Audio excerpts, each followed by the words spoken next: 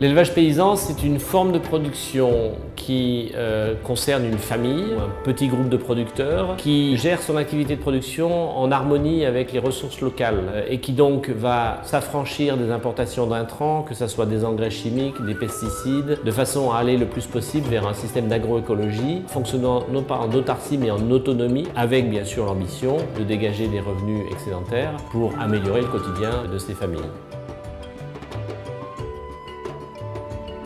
L'élevage et l'agriculture paysanne au sud sont sous la menace de la pression des marchés internationaux, avec une pression forte des vendeurs d'intrants pour que ces agriculteurs adoptent également ces modèles-là, très consommateurs d'engrais, de pesticides, mais également sous la menace de l'organisation des marchés mondiaux des produits, le lait, la viande, les céréales. Les agriculteurs paysans vont être du coup en déficit de compétitivité par rapport à ces produits importés. Surtout qu'un certain nombre de ces produits importés bénéficient de subventions tout à fait scandaleuses.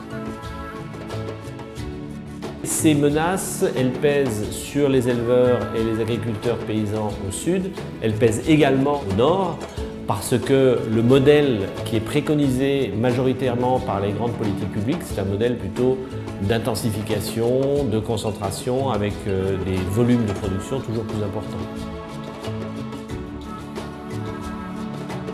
L'élevage industriel, c'est cet élevage qui est promu aujourd'hui par malheureusement trop de politiques publiques, dans l'idée qu'effectivement en concentrant les moyens de production, on va être plus efficace. On oublie de mentionner que ces concentrations ont des effets tout à fait néfastes, notamment sur l'environnement, mais aussi sur le risque sanitaire. On s'enferme petit à petit dans une impasse génératrice de dégradation environnementale, de risque sanitaire accru, et qui n'est pas plus rémunératrice pour les producteurs eux-mêmes.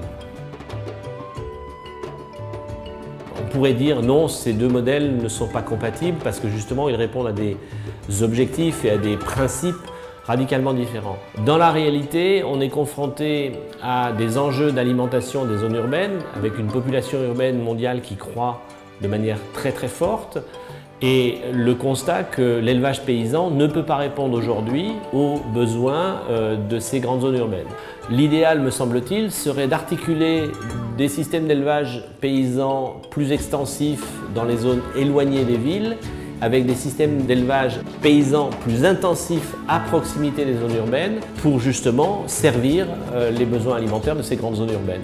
L'intensification n'est pas contraire à la préservation de la nature paysanne de l'élevage.